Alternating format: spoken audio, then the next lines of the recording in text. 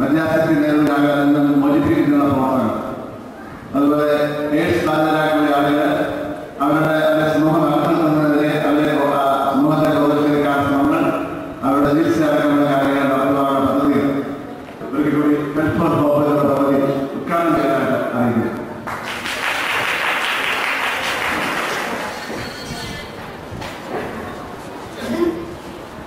Health for hope ഒരു loan scholarship പ്രോഗ്രാമാണ്.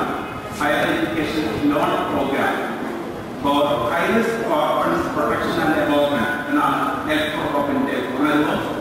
അതിന് ഈ വർഷം ഏതാനും കുട്ടികളെ തിരഞ്ഞെടുത്തിട്ടുണ്ട്. അതിൽ ആദ്യ വിദ്യാർത്ഥിനി വളരെ പ്രോമിസിംഗ് ആയിട്ടുള്ള ഒരു BSc നേഴ്സിംഗ് സ്റ്റുഡന്റ് ആണ് ലിൻസി മാത്യുവിനെ ഞങ്ങൾ വേദിയിലേക്ക് ക്ഷണിക്കുകയാണ്.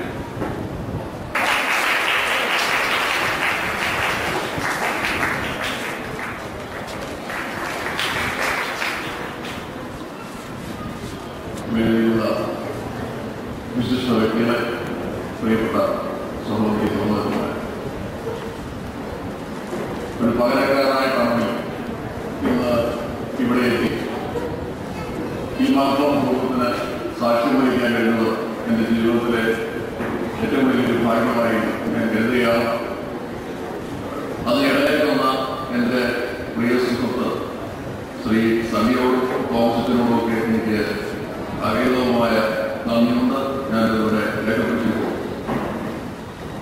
ഒരു പുസ്തക പ്രകാശനം മാത്രം ചെയ്താൽ മതി, സംസാരം വേണ്ടിവരില്ല എന്നാണ് ഞാൻ കരുതിയിരുന്നത്. കാരണം ഈ കാലഘട്ടത്തിൽ ദുരന്തമായി പറയുന്നത് വാക്കും പ്രവൃത്തിയും തമ്മിലുള്ള അഗാധമായ ഇടമാണെന്നാണ് ചിന്തകന്മാർ പറഞ്ഞത്.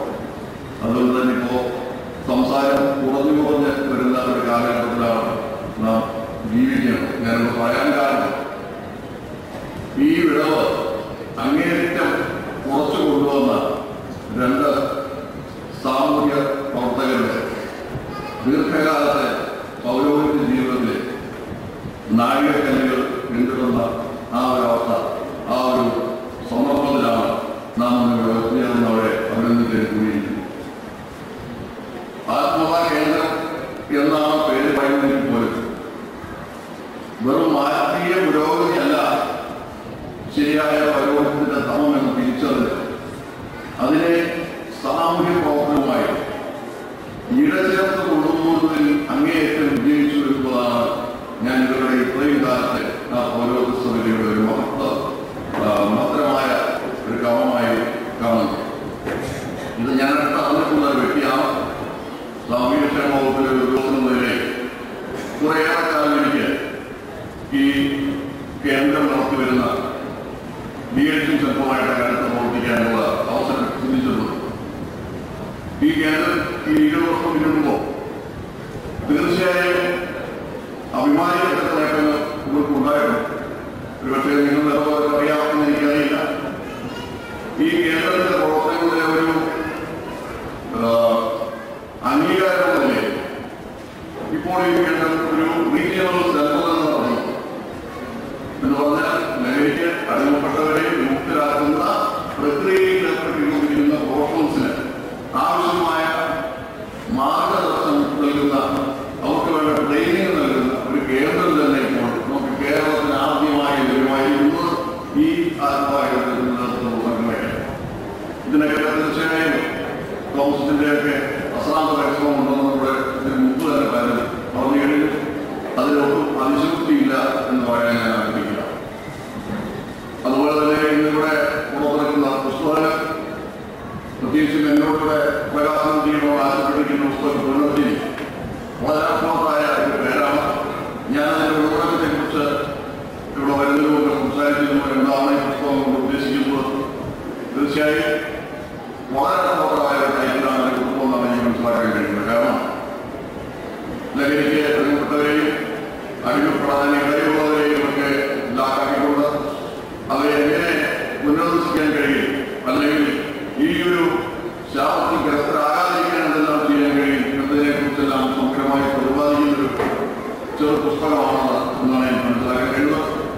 ഈ പുസ്തകം ഇവിടെ പ്രകാശിപ്പിക്കുന്നതോടൊപ്പം തന്നെ എല്ലാ രീതിയിലുമുള്ള ഒരു വൈഡ് പബ്ലിസിറ്റി ഇതിലുണ്ടാകണമെന്ന്, പ്രത്യേകിച്ചും യുവജനങ്ങൾ അടക്കമുള്ള ആളുകൾക്ക്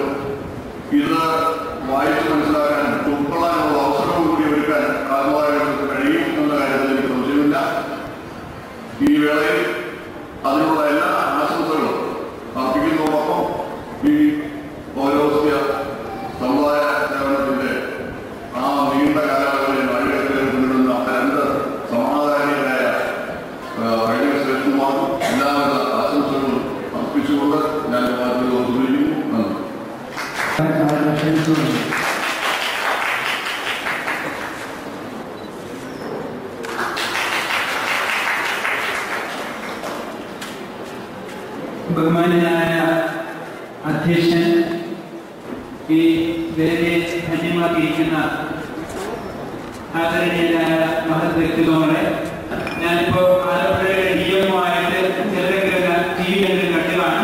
2 മാസമായാലും DMO പ്രൊഫഷണലായി അഡീഷണൽ ഡയറക്ടറായിട്ട് എയ്ഡ്സ് രോഗികൾ അവരെ സഹായിക്കുന്ന പ്രസ്ഥാനം കേരള സ്റ്റേറ്റ് എയ്ഡ്സ് കൺട്രോൾ സൊസൈറ്റിയുടെ അഡീഷണൽ ഡയറക്ടറായിട്ട് ഇപ്പോൾ ജോലി ചെയ്യുന്നത്. പത്രവാർത്തകളിലെ മുൻകാലങ്ങളിൽ അനക്ക ചായ ജീന തമ്പടി ഇങ്ങനെയുള്ള പേരുകളാണ് പത്രങ്ങളുടെ താളുകളിൽ പ്രധാനപ്പെട്ടതെങ്കിൽ അച്ഛനാണെന്നറിയാത്ത കുഞ്ഞിനെ കൊണ്ട് ശാരീരിക അച്ഛനും മുത്തച്ഛനൊക്കെ TV പ്രത്യക്ഷപ്പെടുന്നതൊക്കെ പഴയ വാർത്തയായി. അതിനുശേഷം കേരളം ഒന്നുകൂടെ പുരോഗമിച്ചു. പിന്നെ കാണുന്നത് അങ്ങ് കോതമംഗലത്തും കൂത്താട്ടുകുളത്തും പറവൂരിലും ഒക്കെ അച്ഛൻ മകളെ പീഡിപ്പിക്കുന്ന കഥകളാണ് പിന്നെ വായിക്കുന്നത്. വീണ്ടും നമ്മൾ പുരോഗമിക്കുന്നു. ഇപ്പൊ അതും മാറിയിരിക്കുന്നു. തിരുവനന്തപുരം SAG ഹോസ്പിറ്റലിലെ 2-3 ആഴ്ച മുമ്പ് 13 വയസ്സുള്ള 8ാം ക്ലാസ്സിൽ പഠിക്കുന്ന കുട്ടി പ്രസവിച്ചു. ഞാൻ കൗമാര പ്രായത്തിന്റെ ക്ലാസ് എടുക്കാൻ CD പ്രസന്റേഷനായിട്ട് നിലവിലോടുന്നതാണ്. അപ്പൊ അങ്ങനെ ക്ലാസ് എടുക്കുമ്പോൾ ഒരു ചിത്രം കാണിക്കും. ടൈം മാഗസിൻ, അമേരിക്കയുടെ ടൈം മാഗസിന്റെ മുൻപേജ്, അതില് ഒരു ചിത്രമുണ്ട്.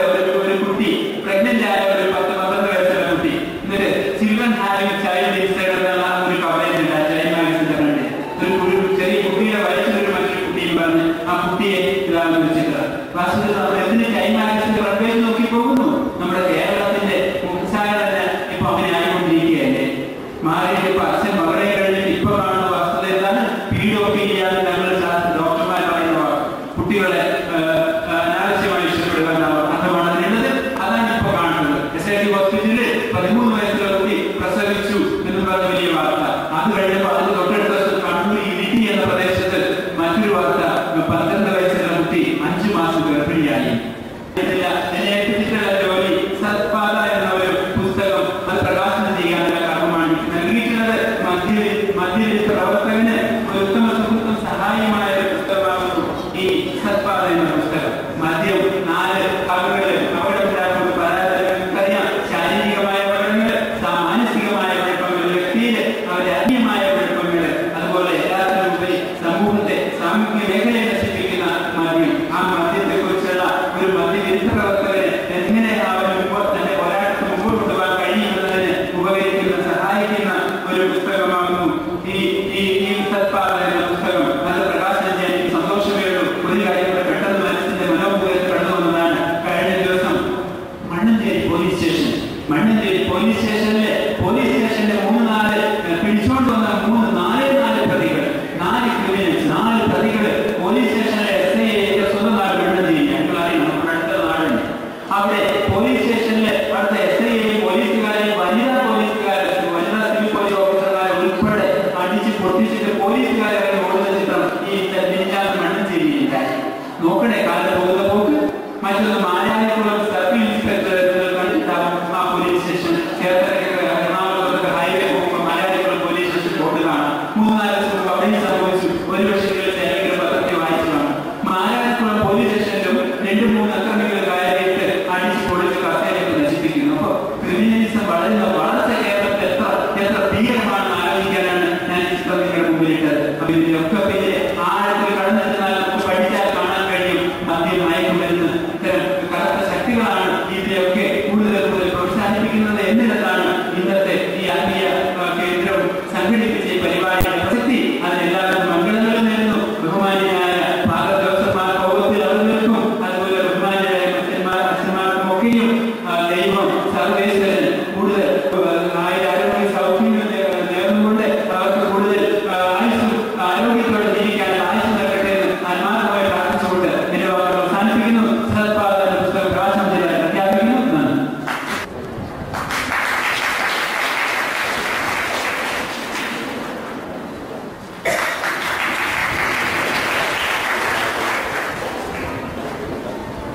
Thank you, sir, for exciting words.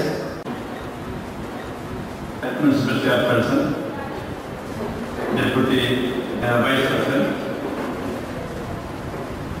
ബഹുമാനരായ പ്രധാനമന്ത്രി, സാമൂഹ്യക്ഷേമ വകുപ്പ് ഉദ്യോഗസ്ഥർ ശ്രീ ജോകുട്ടി മടമേ, സിസ്റ്റർ ജോവാൻ കുമ്പത്തിന്, ഇന്ന് വളരെ ധന്യതയുടെ ഒരു മുഹൂർത്തമാണ് ഇതെന്ന് പറയേണ്ടിയിരിക്കുന്നു. കാരണം വർഷങ്ങൾ മുമ്പ്, ഏതാണ്ട് 4 നൂറ്റാണ്ട് മുമ്പ് ഈ പ്രവർത്തനങ്ങൾ ചങ്ങനാശ്ശേരിയിൽ ആരംഭിച്ച കാലത്ത് അന്ന് ഞാൻ ഒത്ത് പ്രവർത്തിച്ചുകൊണ്ടിരുന്ന ആൾക്കാരാണ് വെള്ളായത്തിലച്ഛന്, സിസ്റ്റർ ആനീസ്, അതുപോലെ ഞങ്ങൾ ഒരുമിച്ച് ക്ലാഡ ആരംഭിച്ച സിസ്റ്റർ ജോവാൻ കുമ്പുര. അന്ന് വളരെ ഉത്സാഹത്തോടുകൂടി ഞങ്ങളുടെ അടുത്തേക്ക് വന്നൊരു കൊച്ചത്തിനായിരുന്നു ഈ തോമസ് കൊച്ചത്തിനാണ്. അദ്ദേഹത്തിൻ്റെ കണ്ടൊരു പ്രത്യേകത, ആളുകളുമായിട്ട് സംവദിക്കാനായി ഉള്ളൊരു പ്രത്യേക കഴിവാണ് അന്ന് അദ്ദേഹത്തിന് കണ്ടൊരു പ്രത്യേകത. ഇപ്പം ബഹുമാനപ്പെട്ട വെക്കലക്കണ്ടത്തച്ഛൻ ഈ രംഗത്ത് വളരെ ആത്മാർത്ഥമായി ഇടപെടുന്ന ആളാണ്. ആത്മാർത്ഥ ഇടപെടുന്നതെന്ന് വെച്ച് കഴിഞ്ഞാൽ അതിന്റെ ഭവിഷ്യത്തിൽ ആലോചിക്കാതെ പല പ്രശ്നങ്ങൾ എടുത്തിയാണ് എടുത്തുചാടി ആ വ്യക്തിയെ രക്ഷിക്കുക എന്നുള്ള ക്രിസ്തീയ ദർശനം ക്രിസ്തു പറഞ്ഞിരിക്കുന്ന പോലെ തന്നെ നിങ്ങൾ എഴുതിന് വേണ്ടി നീ ചെയ്യുന്നത് എനിക്ക് വേണ്ടി ചെയ്യുന്നതാണ് എന്ന് പറഞ്ഞ പോലെ അദ്ദേഹം അതിലേക്ക് വേണ്ടി ശ്രമിക്കുകയും അങ്ങനെ ഒത്തിരി പ്രശ്നങ്ങൾ അദ്ദേഹം എടുക്കാറുണ്ട്. ആ പ്രശ്നങ്ങളൊന്നുമല്ല പ്രശ്നമാണ്, മനുഷ്യനെ രക്ഷിക്കുക. അതിൽ എനിക്ക് എപ്പോഴും അദ്ദേഹത്തോട് ബഹുമാനമാണ്. ആ കാര്യത്തിൽ ആ മനുഷ്യനോട് കാണിക്കുന്ന പ്രാധാന്യം നമ്മൾക്ക് എന്ത് പറ്റി, നമ്മൾ ഈ കാലങ്ങളിൽ ബാക്കി എല്ലാത്തിനും നമ്മൾ മനസ്സിലാക്കുന്നുണ്ട്, ശാസ്ത്രം മനസ്സിലാക്കുന്നുണ്ട്, ആത്മീയത മനസ്സിലാക്കുന്നുണ്ട്. പള്ളിയിലും അമ്പലത്തിലുള്ള തിരക്ക് കാരണം കയറാൻ പറ്റില്ല, അവിടെ കൊടുക്കുന്ന സംഭാവന കാരണം കയറാൻ പറ്റുന്നില്ല. പക്ഷെ നമ്മൾ ഒരാളെ നമ്മൾ മറന്നുപോയി, ദൈവത്തെ മറന്നുപോയി. അതല്ല, നമ്മുടെ ഹൃദയത്തിലെ മനുഷ്യത്വത്തിന് സ്ഥാനമില്ലാതായപ്പോയി. യേശുക്രിസ്തുവിനെ പള്ളിക്കകത്ത് യേശുക്രിസ്തുവിന് സ്ഥാനമില്ലാതായി, അമ്പലത്തിനകത്ത് ശ്രീരാമന് സ്ഥാനമില്ലാതായി. എല്ലാ മതങ്ങളും മതത്തിനെ പ്രഘോഷിക്കുന്ന ദൈവിക ചിന്തയോ ദൈവത്തെ അറിഞ്ഞോ പ്രവർത്തിക്കാനായിട്ട് നമ്മൾ തയ്യാറാകുന്നില്ല. അതെന്തുകൊണ്ടാണ്? അത് നമ്മുടെ മനസ്സിന് കാരണമാണ്. നിന്റെ കണ്ണിലെ പരികൃഷ്ണം നീ മാറ്റിയാൽ അവരുടെ കണ്ണിലെ കാര്യത്തിനെ കാണാൻ പറ്റുന്ന വിശുദ്ധ വേദപുസ്തകത്തിലെ വാക്കുകളാണ് നമ്മൾ ഓർത്തിരിക്കേണ്ടത്. നമ്മളെല്ലാവരും പറയുന്നത്, എല്ലാവരും നമ്മൾ ഉപദേശിക്കുന്നുണ്ട്, എല്ലാവരും നമ്മളെ കുറ്റം പറയുന്നുണ്ട്. ആ കാര്യം കുറ്റം പറയാൻ അവകാശമുണ്ട് നമുക്ക്. നമ്മളെല്ലാം കുറ്റവാളികളല്ലേ, നമ്മളെല്ലാം കുറ്റങ്ങളില്ലേ? പഗ്നാമറിയത്തെ കൊണ്ടു നിർത്തി ഇവിടെ കല്ലെറിഞ്ഞ് കൊണ്ടുവന്ന് കർത്താവിനോട് കർത്താവ് സമൂഹത്തിൽ പറഞ്ഞ വാക്കുകളുണ്ട്, നിങ്ങളിൽ പാപമില്ലാത്തവരെ കല്ലെറിയട്ടെ എന്ന് പറഞ്ഞപോലെ നമ്മൾ ഈ സമൂഹത്തിൽ സംഭവിക്കുന്ന ഓരോ കാര്യങ്ങളും നമ്മൾ ഓരോരുത്തരും ഉത്തരവാദികളാണ്. അതിനു വേണ്ടി നമ്മുടെ മാനസികമായ അവസ്ഥയിൽ നമ്മുടെ മനസാക്ഷിക്ക് യോജിക്കുന്ന രീതിയിൽ നമ്മൾ ചിന്തിക്കുകയും ദൈവം നമുക്ക് നൽകിയ ചില നന്മകളുണ്ട്, ദൈവം നമുക്ക് നൽകിയ ചില അറിവുകളുണ്ട്, അത് വെച്ച് നമ്മൾ മനുഷ്യത്തെ ഉത്തേജിപ്പിച്ച് എങ്ങനെ നമ്മുടെ പ്രവൃത്തി മറ്റുള്ളവർക്ക് ഗുണകരമായി മാറും, എങ്ങനെ നമുക്ക് മറ്റുള്ളവർ സ്നേഹമായിട്ട് പെരുമാറാൻ പറ്റും. നമ്മൾ ചിരിക്കാൻ പോലും മറന്നുപോയ സമൂഹമാണ് നമ്മളിപ്പോൾ. ചിരി പലതരത്തിലുണ്ട്. പിന്നെ മെഡിക്കൽ പുസ്തകങ്ങളിൽ പറയുന്നുണ്ട് 2-3 തരത്തിൽ ചിരിക്കാം. അപ്പൊ മസില്, മുഖത്തെ മസിലുകൾ മുഴുവൻ ആഡ് ചെയ്യുന്ന ചിരി, എല്ലാവരും വായുടെ ചുറ്റുമുള്ള മസിൽ മാത്രം ആഡ് ചെയ്യുന്നതിന് ഏറ്റവും നല്ലൊരു ഭാഗം മലയാളത്തിലുള്ളത് എന്താ പറയുന്നത്? ഇളിക്കാതെ. നമ്മൾ ഇരിക്കുന്ന സമൂഹമായിട്ട് മാറിയിരിക്കുക, നമ്മൾ ചിരിക്കുന്ന സമൂഹമല്ല. അതുകൊണ്ട് നമ്മൾ ചിരി ഉണ്ടാക്കണം. കഴിഞ്ഞ 20-ാം തീയതി തിരുവനന്തപുരത്തെ ഗവൺമെന്റ് കൂട്ടിയ സോഷ്യൽ വെൽഫെയർ മിനിസ്റ്ററിന്റെ മീറ്റിംഗിന് ഞാൻ പോയി. അപ്പൊ എനിക്ക് അവിടെ ഒരു പ്രസംഗം ഉണ്ടായിരുന്നു, അതിനായിട്ട് പോയത്. രാവിലെ വൈകുന്നേരം ഞാൻ മീറ്റിംഗ് ഉണ്ടായിരുന്നു. വൈകിട്ട് പോരാൻ നേരത്ത് ഇതിന് സ്വാഗതവും നന്ദിയൊക്കെ പറഞ്ഞുകൊണ്ടിരുന്ന ഒരു റിപ്പോർട്ടിന്റെ സ്ത്രീയുണ്ട്. വളരെ ഗൗരവത്തിലാണ് നിൽക്കുന്നത്. ഞാൻ പോരാൻ നേരത്ത് ആ സ്ത്രീ എടുത്തിട്ട് ചോദിച്ചു, എന്തിനാ മാഡം ഇത്രയും ഗൗരവം? മാഡം ചിരിക്കരുത്. അവരെ പൊട്ടിച്ചിരിച്ചു. അപ്പൊ അവർക്ക് നല്ലപോലെ ചിരിക്കാനറിയാം, പക്ഷെ അവർ ചിരിക്കുകയില്ല. എന്തുകൊണ്ടാണ് നമുക്ക് ചിരിച്ചുകൂടാ? മറ്റുള്ള മനുഷ്യനെ കാണുമ്പോൾ നമുക്ക് എന്തുകൊണ്ട് ചിരിച്ചുകൂടാ? നമ്മൾ ഒരു ചെലവില്ലാത്ത കാര്യമില്ല. ചിരി ഒരു ചെലവില്ല, പക്ഷെ ചിരി കൊണ്ട് കിട്ടുന്ന ഗുണം വളരെ വലുതാണ്. അപ്പൊ നന്നായി ചിരിക്കാൻ പഠിക്കുക, നമ്മളെ കൊണ്ട് മറ്റുള്ളവർക്ക് ഉപദ്രവം ഉണ്ടാക്കാതിരിക്കുക, നന്നായി ചിന്തിക്കുക, മറ്റുള്ളവർക്ക് പ്രയാസം ഉണ്ടാകുന്ന കാര്യങ്ങൾ നമ്മൾ ഒഴിഞ്ഞു മാറുക. ഇതാണ് മൈൻഡ് യുവർ മൈൻഡ് 2020 എന്നുള്ള അച്ഛൻ്റെ പ്രോഗ്രാം. ഈ മൈൻഡ് യുവർ മൈൻഡ് 2020 പറയാൻ കാര്യം, ലോകാരോഗ്യ സംഘടനയുടെ ഏറ്റവും ലേറ്റസ്റ്റ് റിപ്പോർട്ട് അനുസരിച്ച് 2020 ലോകത്തിലെ ഏറ്റവും വലിയ പ്രശ്നം വിഷാദരോഗമായിരിക്കും പറയുന്നത്. ലോകത്തിലെ ഏറ്റവും കൂടുതൽ ആളുകൾ സഫർ ചെയ്യാൻ പോകുന്ന കാര്യം വിഷാദരോഗമായിരിക്കും പറയുന്നത്. ഇന്ത്യയിൽ ആകെപ്പാടെ ഈ 130 കോടി ജനങ്ങളെ, അന്നേരം ഒത്തിരി കൂടും, അത്രയും ജനങ്ങളെ ചികിത്സിക്കാനായിട്ട് ആകെപ്പാടെ 3000 സൈക്കാട്രിസ്റ്റുകളേ ഉള്ളൂ. അപ്പൊ എല്ലാ രംഗത്തും ഇപ്പോൾ സാമൂഹ്യ പ്രവർത്തനങ്ങളും NGO-കളും സ്വാശ്രയ സമിതികളും മുന്നോട്ട് വന്നിട്ട് മനുഷ്യ മനസ്സാക്കി ഉത്തേജിപ്പിക്കുന്ന പ്രവർത്തനങ്ങളും ഉൾക്കൊള്ളാൻ മാത്രമേ നമ്മുടെ സമൂഹത്തെ രക്ഷിക്കാൻ സാധിക്കുള്ളൂ. ഇതിലേക്ക് വേണ്ടി ഒരു നിമിഷം ദിവസം നിങ്ങൾ ചിന്തിക്കണമെന്ന് അപേക്ഷിച്ചുകൊണ്ട് അഭ്യർത്ഥിച്ചുകൊണ്ട് ഈ മഹത്തായ സംരംഭം ഉദ്ഘാടനം ചെയ്യുന്നു. അതിന് എല്ലാ വിജയങ്ങളും ആശംസിച്ചുകൊണ്ട് ഞാൻ എൻ്റെ വാക്കുകൾ അവസാനിപ്പിക്കുന്നു. നന്ദി, നമസ്കാരം.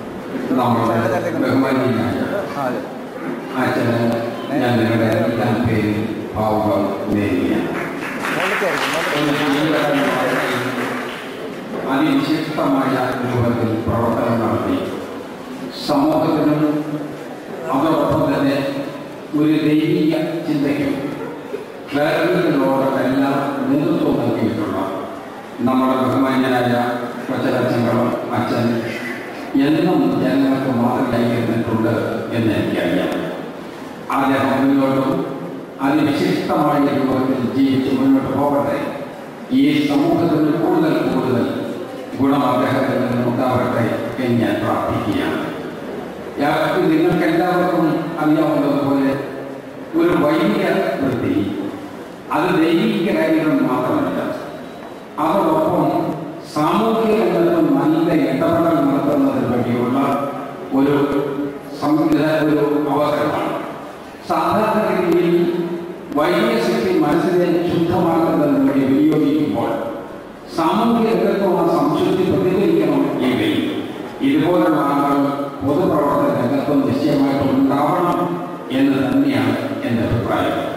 അതുപോലെ തന്നെ നമ്മുടെ ബഹുമാന്യനായ തോമസ് അച്ഛൻ എല്ലാവരുടെയും അവരുടെ പ്രോത്സാഹനത്തോടുകൂടി ഇരുവരും നടത്തി വന്നതുപോലെയുള്ള പ്രവർത്തനങ്ങൾ കൂടുതൽ ഊർജ്ജസ്വലമായി മുന്നോട്ട് കൊണ്ടുപോകുവാൻ നമ്മുടെ എല്ലാം സ്നേഹത്തോടുകൂടിയുള്ള പ്രാർത്ഥനയും അദ്ദേഹത്തിൻ്റെ ജീവിതം ദീർഘകാലം മുന്നോട്ട് പോകാൻ കഴിയാവട്ടെ എന്ന് പ്രാർത്ഥിച്ചുകൊണ്ട് എൻ്റെ അഭിനന്ദനങ്ങൾ രേഖപ്പെടുത്തിക്കൊണ്ട് ഞാനിത് ഔപചാരികമായി ഉദ്ഘാടനം ചെയ്താൽ അറിയിക്കുന്നു. നമസ്കാരം. ചങ്ങനാശ്ശേരിയിലെ ചങ്ങനാശ്ശേരി ആത്മകേന്ദ്രവും റേഡിയോ മീഡിയയും ചേർന്നുകൊണ്ട് എല്ലാ ശനിയാഴ്ചകളിലും വൈകുന്നേരം നടത്തിക്കൊണ്ടിരിക്കുന്ന നന്മയിലേക്ക് നടപ്പാടുന്ന നേർവഴി എന്ന ആ പരിപാടിയിൽ അതിനുവേണ്ടി ആത്മകേന്ദ്രത്തോടൊപ്പം ചേർന്നിരിക്കുന്ന റേഡിയോ മീഡിയത്തിലുള്ള പ്രത്യേക മൊമെന്റാണ് ഇപ്പോൾ ബഹുമാനപ്പെട്ട മന്ത്രിയിൽ സ്വീകരിക്കുവാൻ വേണ്ടി റേഡിയോ മീഡിയത്തിന്റെ പ്രോഗ്രാം ഹെഡ് വിപിൻ സാറിനെയും സതീഷിനെയും സാധിച്ചിട്ടുണ്ട്.